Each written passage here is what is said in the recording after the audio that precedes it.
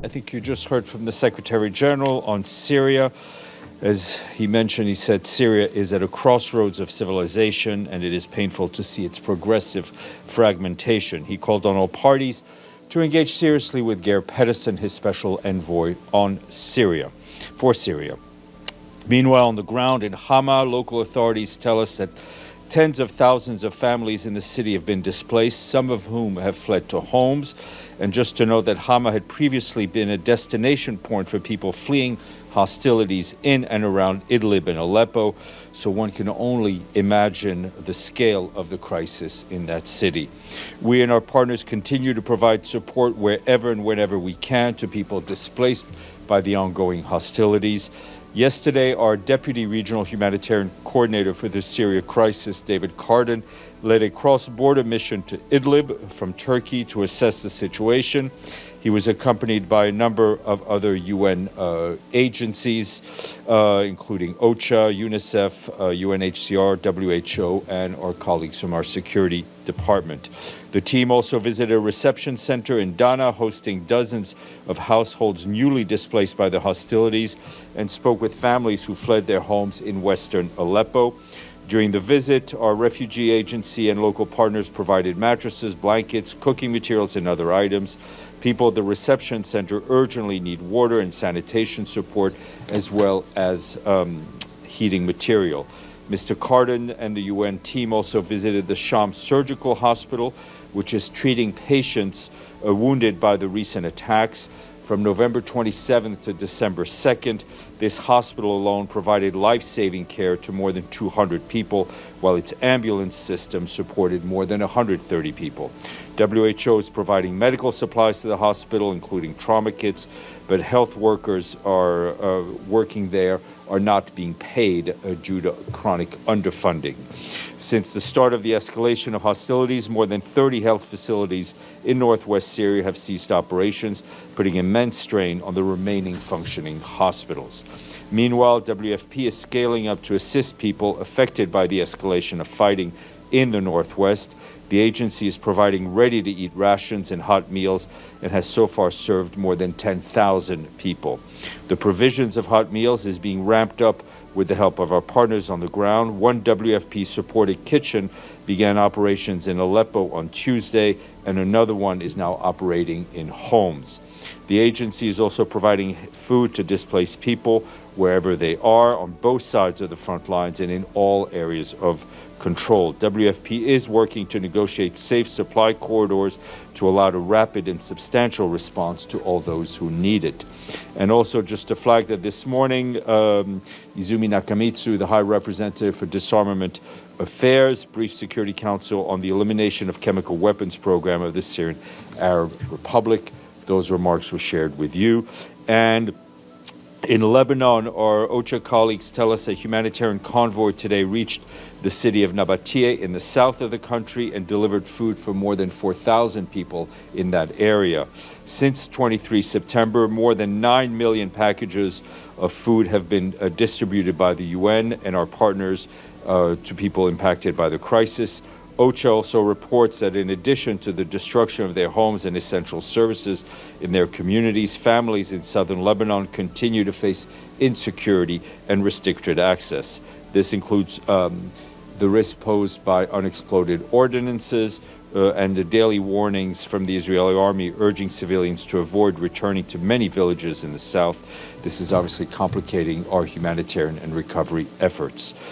Turning to the situation in Gaza, our colleagues with the Office of the Coordination of Humanitarian Affairs tell us that hostilities across the Strip continue to kill and injure civilians, including health workers. In central Gaza yesterday, an Israeli airstrike hit an UNRWA school in Deir al-Bala, leaving 130 people without shelter.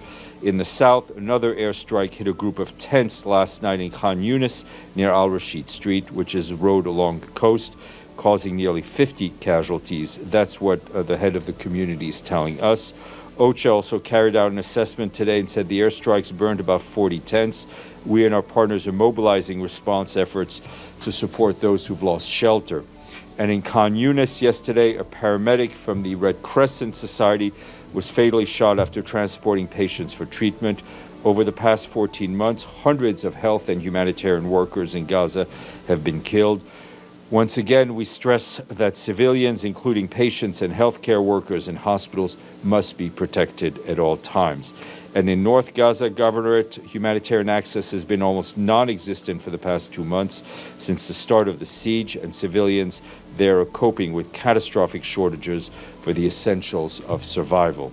Turning to the West Bank, our OCHA colleagues are reporting a sharp increase in attacks by Israeli settlers since the start of the olive harvest season in October, which is threatening the safety and livelihoods of Palestinian farmers.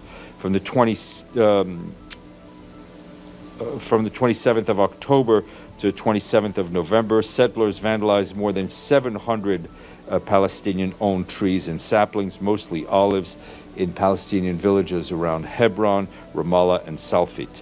And between October and November, OCHA also documented about 260 settler-related incidents directly linked to the harvest seasons across 90 communities around the West Bank.